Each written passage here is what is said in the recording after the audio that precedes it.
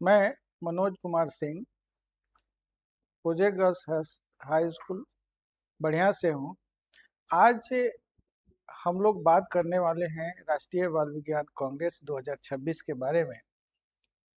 मैं चूँकि उत्तर बिहार का रीजनल कोऑर्डिनेटर भी हूँ और इसी जिला में पदस्थापित हूँ, तो आज के इस वीडियो के माध्यम से मैं आप लोगों के पास ये डिफरेंस अंतर पहुंचाना चाहता हूं कि राष्ट्रीय बाल विज्ञान कांग्रेस और विज्ञान एग्जीबिशन में क्या अंतर है। जैसे ही ये बात आती है राष्ट्रीय बाल विज्ञान कांग्रेस की, तो हमारे मन में विज्ञान शब्द आते ही शिक्षकों के मन में आ जाता है कि कोई साइंस का एग्जीबिशन होगा। लेकिन राष्ट्रीय बाल विज्ञान कांग्रेस एक ऐसा मंच है जो 10 साल से लेकर के 17 साल के बच्चों के लिए मंच प्रदान करता है। साथ ही साथ चाहे वो प्राइवेट स्कूल हो, सरकारी स्कूल हो, या कोई बच्चा जो पढ़ नहीं रहा लेकिन उसके पास भी इस विषय से संबंधित अगर कुछ शोध है, वो भी इस मंच के माध्यम से प्रस्तुत कर सकता है। यह एक ऐसा अनोखा विज्ञान के क्षेत्र में कार्य है जिसमें सर्वप्रथम नेशनल लेवल की टीम, जिसमें वैज्ञानिक जुड़े हुए हैं CSIR के, वे विषय तय करते हैं। विषय तय करने के बाद एक एक्टिविटी गाइड बुक बनाते हैं। एक्टिविटी गाइड बुक, और वो स्टेट में आता है। स्टेट के जो भी हमारे रिसोर्स पर्सन हैं, यहाँ पे बिहार में साइंस फॉर सोसाइटी राष्ट्रीय बाल विज्ञान कांग्रेस को बिहार में चलाती है, उसके रिसोर्स पर्सन मिल के उसका हिंदी रूपांतरण करते हैं, और हिंदी भाषा में रूपांतरण के बाद फिर प्रत्येक जिला से जो हमारे डिस्ट्रिक्ट कोऑर्डिनेटर्स हैं, जो हमारे एकेडमिक डिस्ट्रिक्ट कोऑर्डिनेटर्स हैं, जो रीजनल कोऑर्डिनेटर्स हैं, रीजनल एकेडमिक कोऑर्डिनेटर्स हैं, इन सब का प्रशिक्षण 2 दिवसीय पटना में किया जाता है। अर्थात उस विषय की जानकारी दी जाती है कि इस बार इस विषय पे कार्य करना है, और उसके उप विषय इस प्रकार से है। उसके बाद हम लोग रीजनल लेवल पे प्रत्येक जिला से 2-2 रिसोर्स पर्सन बुला के उनको विषय का प्रशिक्षण देते हैं। परियोजना कैसे बनाना है इसका प्रशिक्षण देते हैं। प्रशिक्षण देने के उपरांत वे जिला में फिर विज्ञान शिक्षकों को बुला करके और प्रशिक्षण कार्यशाला के माध्यम से ये कार्य करते हैं। जैसा कि आप लोग पूर्व परिचित हैं, मनीष जी ने बताया है कि निदेशक राज्य शिक्षा शोध संस्थान परिषद द्वारा पत्र निर्गत है, उसी के आलोक में ये सारे कार्य हो रहे हैं। उसी की कड़ी में मैं आपके सामने आज ये बताने जा रहा हूँ कि जो बाल विज्ञान की परियोजनाएं हैं वो किस प्रकार से बनती हैं, उनके मूल्यांकन के कौन कौन से तथ्य हैं, उसके बारे में हम लोग विस्तृत रूप से चर्चा करेंगे।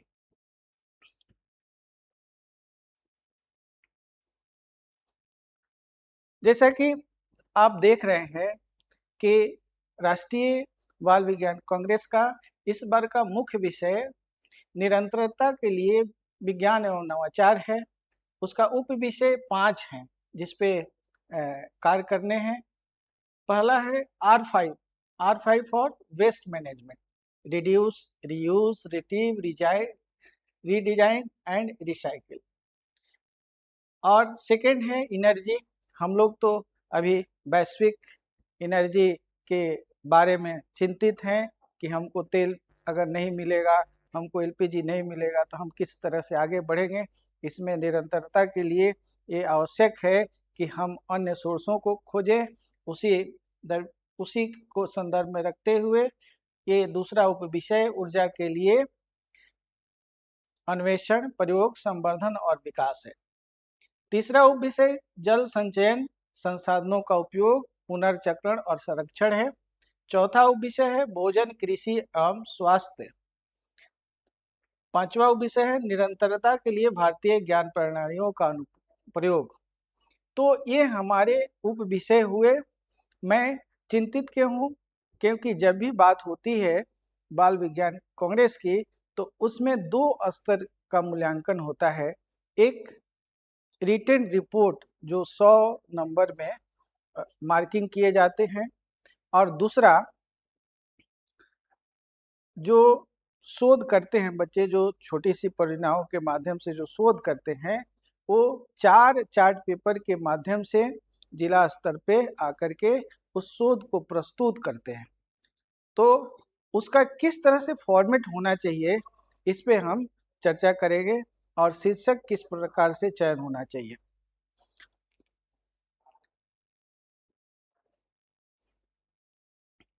लेकिन एक बात जिले के साथ जो है उसको हम विज्ञान शिक्षकों के लिए कहना चाहेंगे कि जिज्ञासा बढ़ाने के जो टिप्स हैं बच्चों के अंदर, वो उसमें 5 टिप्स आते हैं। सवाल पूछना बंद न करें। कभी भी बच्चा अगर कोई क्वेश्चन करता है क्लास में, तो उसको आप मना नहीं करें। भले उस समय आपको उसका उत्तर मालूम नहीं हो, तो बड़े सहज दिल से कह सकते हैं कि इसके बारे में हम जानकारी प्राप्त करके, पूछ के और पढ़ के दूसरे दिन बताएंगे। तो सवाल पूछना बंद न करें।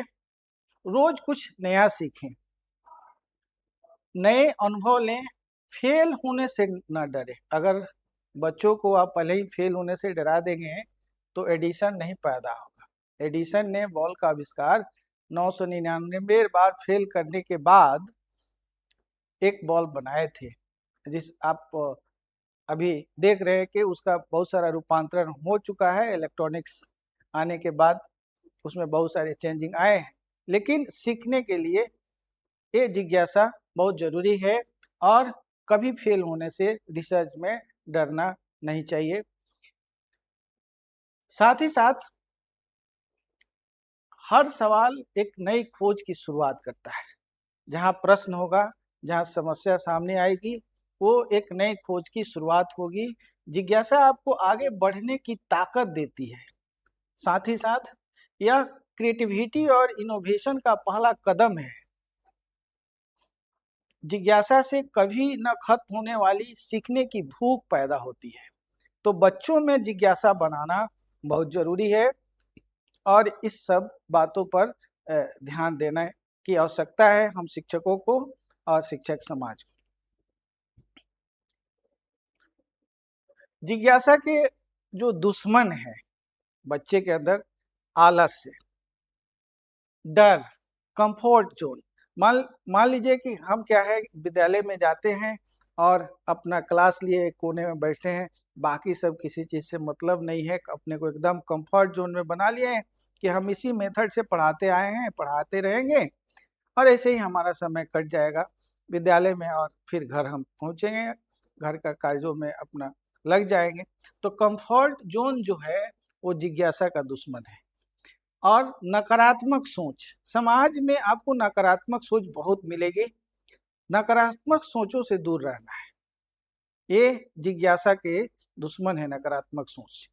और खराब टाइम मैनेजमेंट, मतलब हम लोग देखते हैं कि हम लोग पहुँचे, अगर क्लास होने से पूर्व हम कुछ तैयारी कर लें, आधा घंटा देख लें विषय को, और क्लास से 10 मिनट पहले पानी वानी पी के तैयार रहें, तो हम अच्छे मूड में टाइम मैनेजमेंट हम कर सकते हैं। ऐसा नहीं कि दौड़े दौड़े क्लास में गए तो कुछ बताए, पसीना पोंछे, जैसे तैसे अपने क्लास को, समय को बिता दिए। तो ये सब पे टाइम मैनेजमेंट भी बहुत जरूरी है जिज्ञासा के लिए। तो एक शिक्षक के लिए, एक विज्ञान शिक्षक के लिए ये मोटे तौर पे इन सब बातों पे ध्यान देनी है। अब बात आती है हमारी कि भाई जो हम प्रोजेक्ट रिपोर्ट बनाएंगे, राष्ट्रीय बाल विज्ञान कांग्रेस के अंदर जो प्रोजेक्ट रिपोर्ट बनाएंगे, उस प्रोजेक्ट रिपोर्ट का जो कवर पेज होगा, पहला पेज होगा, उसका फॉर्मेट कैसा होगा। तो कवर पेज पे हम लोग मुख्य विषय, उप विषय और परियोजना शीर्षक, हम परियोजना शीर्षक की बात करेंगे। उसके बाद इस राष्ट्रीय बाल विज्ञान कांग्रेस के अंदर जब परियोजना के लिए बच्चों को जो चयनित करते हैं तो एक टीम में 2 बच्चे रहते हैं और इस बार कम से कम एक विद्यालय से 5 परियोजनाएं बननी चाहिए और नेशनल पोर्टल पे रजिस्टर कराना है। ये हमको आधिकारिक तौर पे निर्देश प्राप्त हो चुका है। तो इसमें इस परियोजना के लिए एक टीम में 2 बच्चे होंगे, एक प्रोजेक्ट लीडर होगा, एक उसका मेंबर होगा। अब बात उठती है कि 2 बच्चे क्यों? तो 2 बातों को ध्यान में रखकर ये 2 बच्चों का टीम बनाया गया है। एक बात इसमें यह है कि बच्चा अकेले किसी चीज का श्रेय लेने का आदी नहीं बन जाए, अर्थात समाज में रहना है तो किस तरह से समाज में एक साथ मिल के कार्य करने की जो पद्धति है वो बच्चा डेवलप कर सके, इसको ध्यान में रख करके 2 बच्चे को चयनित हुआ है, क्योंकि दोनों बच्चों को समान रूप से सर्टिफिकेट वगैरह पारितोषिक मिलते हैं। और दूसरी बात कि मान लीजिए कि जिस दिन जिला स्तरीय प्रस्तुतिकरण है परियोजना का, उसी दिन अगर बच्चे का तबीयत आपका प्रोजेक्ट लीडर का खराब हो जाए तो जो सेकेंड मेंबर है उसका वो जाके परियोजना को प्रस्तुत करेगा। तो इस दोनों चीज़ों को ध्यान में रखते हुए ये बात में 2 बच्चों का टीम बनाया गया है, अर्थात एक परियोजना में 2 बच्चे होंगे। और लास्ट में विद्यालय का नाम आपको लिखना है, जिला का नाम लिखना है, राज्य का नाम लिखना है। ये हमारा जो प्रोजेक्ट रिपोर्ट की संरचना है उसका कवर पेज है। अब कवर पेज बन गया तो जैसे आप लोग विद्वान शिक्षक हैं और शोध करते हैं तो आप लोग जानते होंगे कि एब्स्ट्रैक्ट का भी बहुत महत्व है। समरी, परियोजना सारांश, तो परियोजना सारांश का स्ट्रक्चर भी अच्छी तरह लिखा होना चाहिए और उसमें उस समरी में state, language, area of participation, rural से हैं कि अर्बन से हैं, उसके साथ साथ नेम ऑफ टीम लीडर, को workers, name of school, address of school, district, state, pin code, email ID, contact number, ये समरी के सबसे ऊपर हेडिंग में रहेंगे।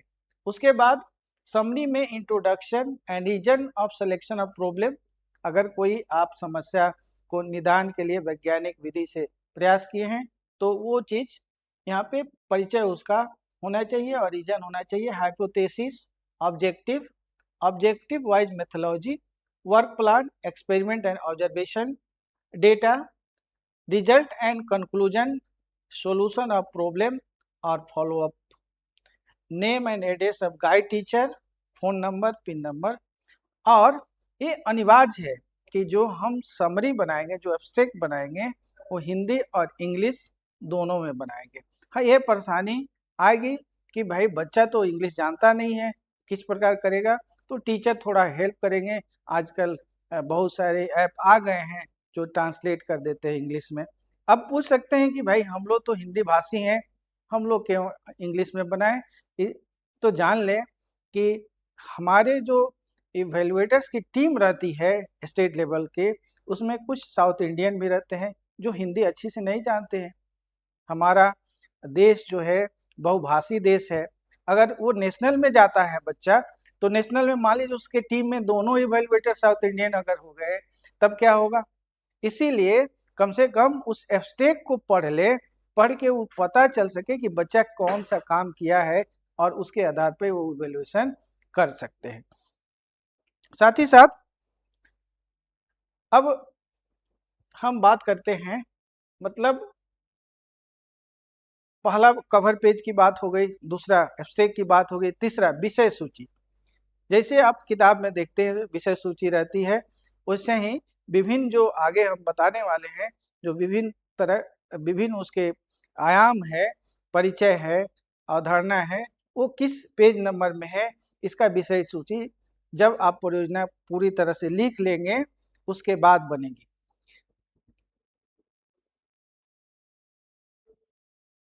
अब बात है कि परियोजना लिखने के लिए सभी लोग पूछते हैं क्या प्रैक्टिकल कॉपी पे लिखें? नहीं, परियोजना लिखने के लिए आप A4 सादा पेज का उपयोग करेंगे और हाथ से लिखी गई साफ साफ परियोजनाएं ज़्यादा अच्छी होती है। उसमें ध्यान देना होता है फॉन्ट का, थोड़ा बड़ा फॉन्ट हो कि कोई भी पढ़ सके और दो पंक्तियों के बीच अंतर भी रहे ताकि एकदम अच्छे से पढ़ने में कोई दिक्कत नहीं हो।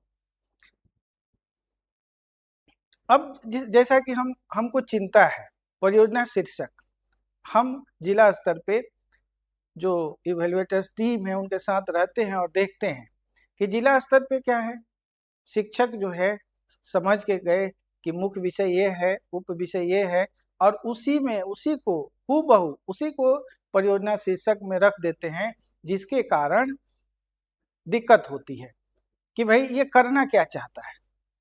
तो हमारा परियोजना शीर्षक इस बार हर हालत में उप विषय या मुख्य विषय नहीं लिखा जाना चाहिए, क्योंकि यहाँ से सीधे बच्चे नेशनल में ऑनलाइन अपना रजिस्ट्रेशन करेंगे। यदि परियोजना उप विषय है या मुख्य विषय है तो हमारी जगहसाई होगी कि भाई शिक्षक मार्गदर्शक शिक्षक क्या देखे हैं। कम से कम शीर्षक जो है परियोजना का वो तो हूबहू वही मुख्य विषय उप विषय नहीं, इसको अवॉइड करना है।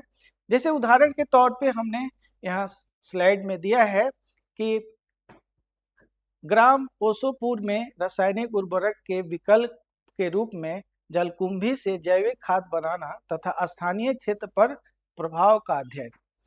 यहाँ पर निरंतरता के लिए विज्ञान और नवाचार मुख्य विषय है, उससे मिलता जुलता ही हमने कृषि से संबंधित उप विषय में इस परियोजना शीर्षक बनाया है।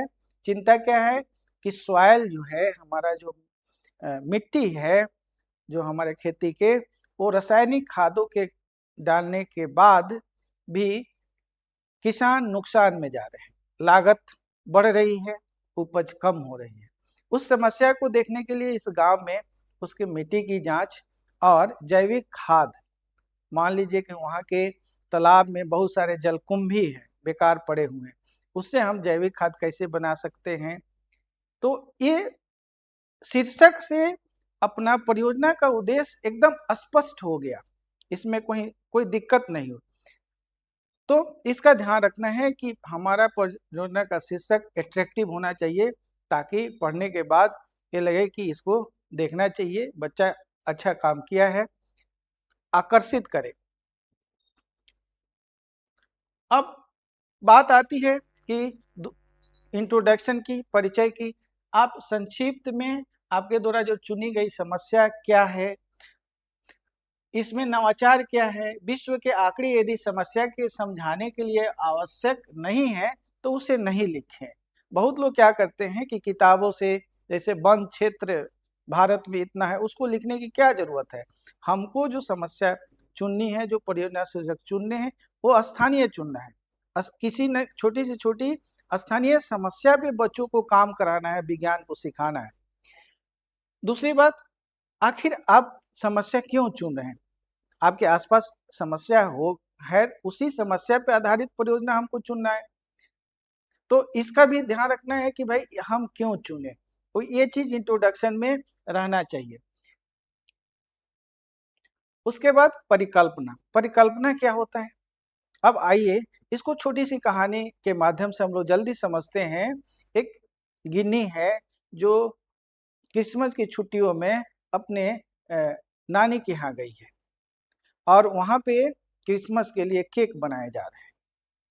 गिन्नी ने अपने नानी को ध्यान से देख रही थी कि नानी कितना मैदा ले रही है, उसमें कितना पानी डाल रही है, फिर उसमें कितना चीनी डाल रही है, कितना ड्राई फ्रूट डाल रही है, उसके बाद कुछ देर कितना देर छोड़ दे रही है, छोड़ने के बाद वो उसको कितने ताप पे पकाने के लिए रख रही है।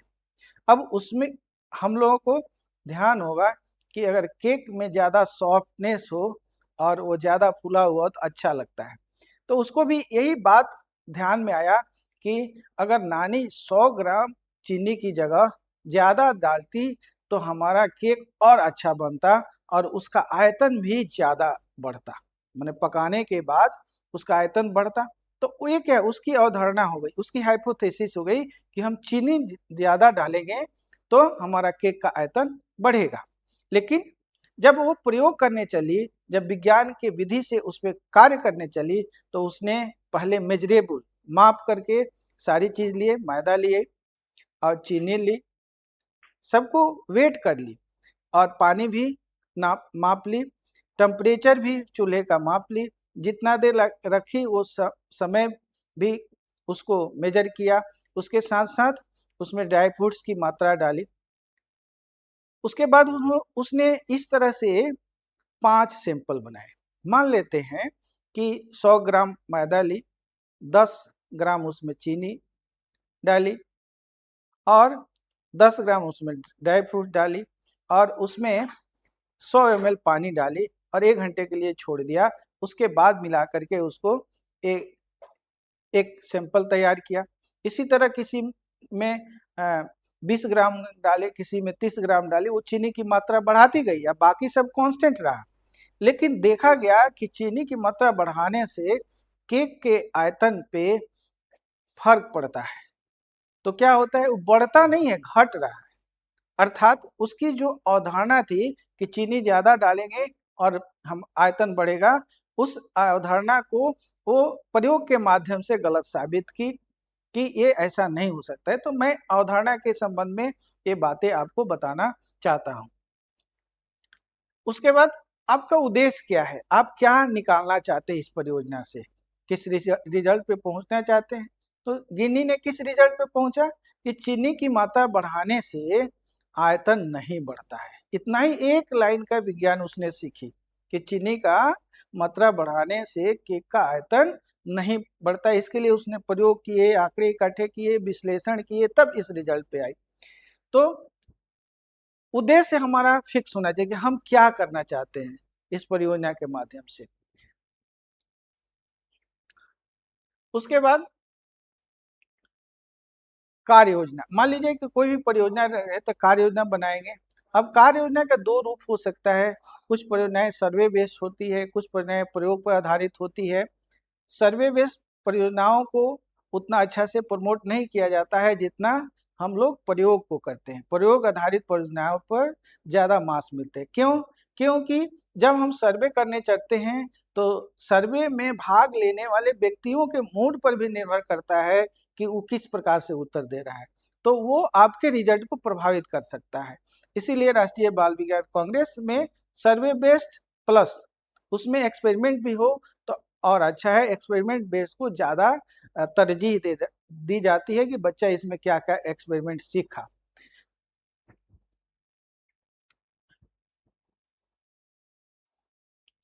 अब आंकड़ों का संग्रह और विश्लेषण की बात होती है।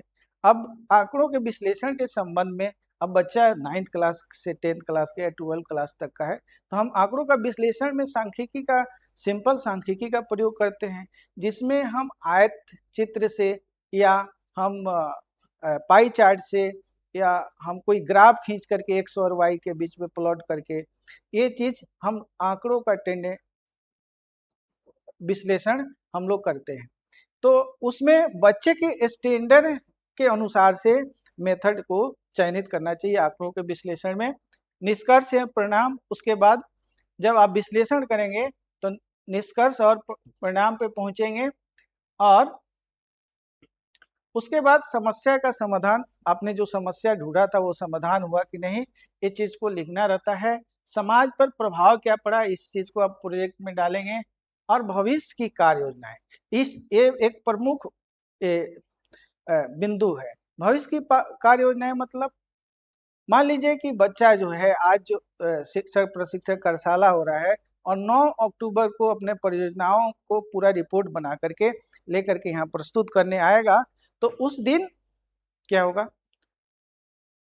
उस उतना दिन में अगर वो काम नहीं किया है, कुछ काम उसमें और जोड़ना चाहता है, तो वो भविष्य की योजना में इसमें डाल सकता है, जिसको अनुवर्ती कार्य करते हैं या भविष्य की योजना कहते हैं, उसमें वो प्रोजेक्ट रिपोर्ट में डाल सकता है।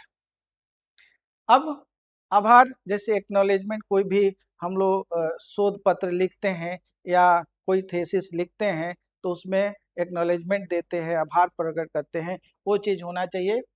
संदर्भ, डिफरेंस, जहाँ से जो चीज़ हमने लिया है उसका संदर्भ देना आवश्यक होता है। यदि किसी पुस्तक का हेल्प लेकर के कोई शब्द उसमें रखे हैं या कोई प्रयोग रखे हैं तो उसका नाम उसमें जरूर रेफरेंस में देना चाहिए, उस नहीं तो कॉपीराइट की समस्या आती है। उसके साथ आप यदि अपने परियोजनाओं के बारे में समाचार पत्र में निकलवाए हैं या तरह तरह के रीडिंग लेते समय फोटो है, उस सबको परियोजना रिपोर्ट में डाल सकते हैं। अब इसके साथ एक लॉग बुक होता है, अर्थात यदि आप प्रशिक्षण प्राप्त करके गए हैं तो सबसे पहले बैठक करेंगे कि चयनित करेंगे और उन बच्चों को बैठाएंगे, शिक्षक गाइड के रूप में रहेंगे। तो क्या होगा, जब गाइड के रूप में यदि वो रहते हैं तो उसी बात को लॉग बुक में लिखना है कि आज हम लोगों ने टीम बनाई जिसमें ग्रुप लीडर के रूप में अमुक विद्यार्थी रहा, सदस्य के रूप में ये विद्यार्थी रहा और हमारे मार्गदर्शक शिक्षक फलाने सर रहे, और जैसे लिखा मार्गदर्शक शिक्षक का नीचे सिग्नेचर चाहिए। तो ये पहला पेज पे हो गया। उसके बाद आप परियोजना का शीर्षक चुनेंगे, उसके लिए बैठक करेंगे। आपको हो सकता है सर्वे करने के लिए फील्ड में जाना पड़े, सैंपल लेने के लिए फील्ड में जाना पड़े, वो सारी बातें हम लोग लॉग बुक में लिखते हैं। कितना ही गए और ये सैंपल लिए, प्रयोग किए, उसके बारे में लिखते हैं। और मतलब डे टू डे परियोजना पर आपने क्या काम किया उसको लॉग बुक में रखना है। अर्थात आपके पास दो चीज हो गए, एक परियोजना रिपोर्ट और दूसरा लॉग बुक। इसके बाद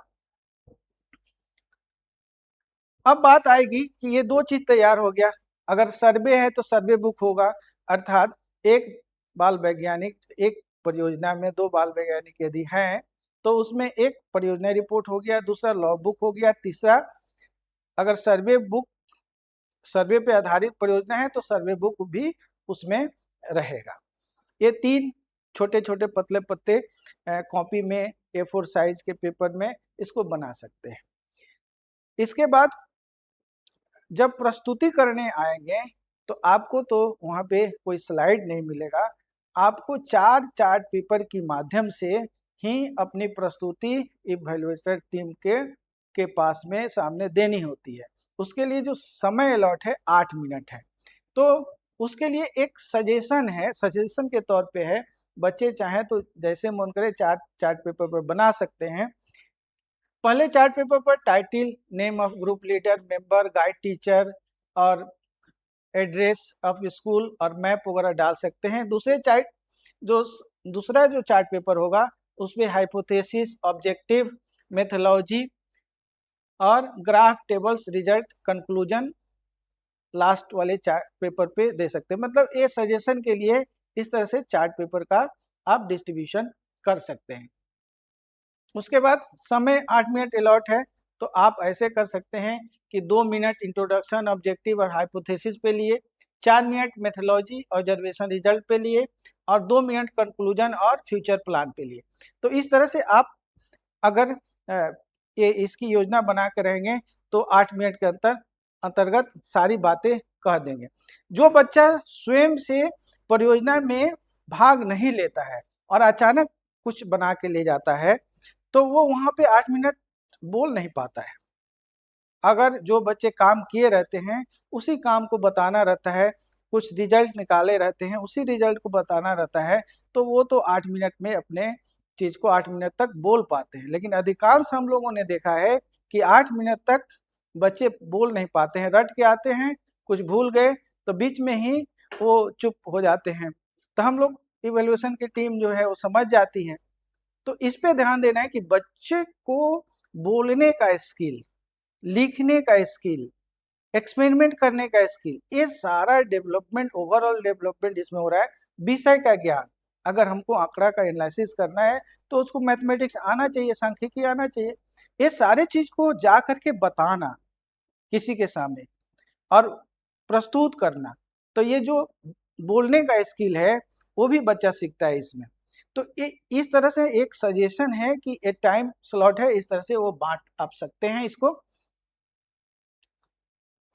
उसके बाद जो आप लोग स्टेप ऑफ रिसर्च जानते ही होंगे, इसमें कोई विशेष बात नहीं है। अगर हाइपोथेसिस जो हमने अवधारणा बनाई है अगर गलत कुछ आ रहा है तो फिर हम वहाँ अवधारणा पे जाते हैं और इम्प्रूवमेंट करते हैं, सैम्पलिंग करते हैं, फिर अपने एक्सपेरिमेंट को दोहराते हैं जब तक कि हमको रिजल्ट नहीं मिल जाए। एक साइक्लिक प्रोसेस है, रिसर्च का कार्य एक साइक्लिक प्रोसेस है, उसी को इस स्लाइड में दिखाया गया है। Thank you very much.